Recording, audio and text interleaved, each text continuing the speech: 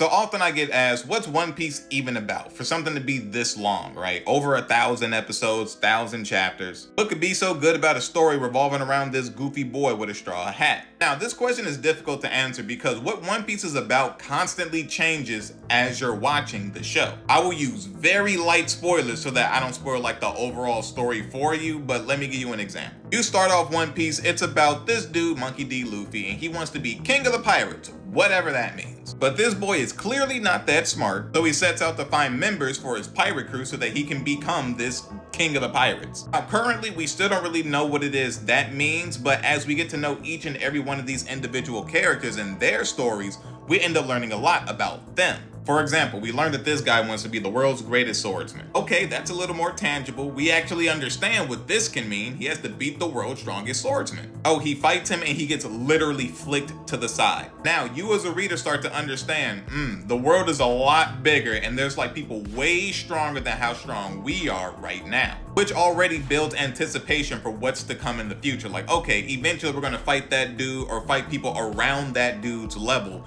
and we're gonna have to be way stronger to match it. That ain't gonna happen overnight. That's gonna take some arcs. Where you see people like Usopp and you get enthralled with his story. Okay, he's like been boy who cried wolf with pirates are coming. Until one day the pirates aren't coming because they've been here for a long time. And now he has to save his best friend, but nobody will believe him that pirates are there because boy who cried wolf. And then you insert Luffy in his ideals and then he turns these situations on their head. For the beginning segments of One Piece, this is what the story is about. This guy wants to be king of the pirates, but that's super vague. We really don't know nothing about that. But everybody that he meets along the way, we see the problems they have and we understand their problems from beginning to end. And those problems are so well written that you'll be immersed in like, man, I can't wait to see them take down their bad guy and then enter Luffy. He's kind of like the great equalizer and everybody having their own problems. Like, all right, you can't do it alone, but you got me, so now we can get it done together. He kind of keeps doing this until he does this to a country that was being affected by a world government affiliate. I ain't gonna spoil who that was, remember, light spoilers. But then after helping these people that have been affected by the world government, we see the world government making moves against Luffy and like his crew.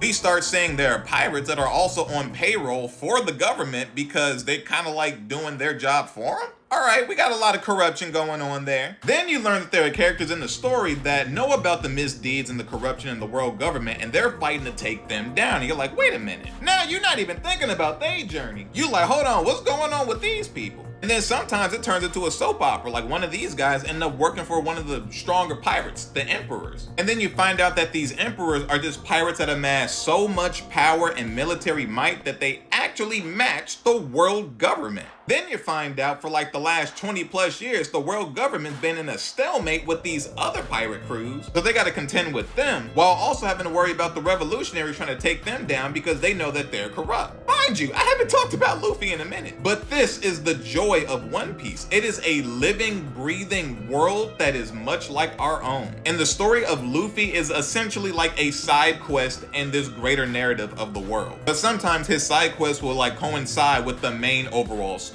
Like the first time he interacted with one of these guys that were working for these guys. Now, even though these guys didn't have anything to do with the greater narrative of this world, they are now indirectly thrown into the mix. Now, sometimes they got to deal with the world government sending people after them. Sometimes they'll meet these greater pirates, some of which are good, some of which are bad. But since these guys carry the same weight as the world government, whenever they make moves, it sends waves all throughout the world. And none of the places that we visit in the story get left behind. So when these waves get sent out, you get to go back and see how it's affecting the people that you now know. So in a weird way, One Piece is like watching a world just exist on its own. Each of these characters got their own perspective on the world, and they're just like going out in this greater narrative that's already been put in place. And then as you go through that story, you see that there is like people in charge that are actually controlling these greater moves happening in the world, playing the world dang near like a chessboard. Kind of like how our world does with politics. In case I didn't mention it, One Piece is very political.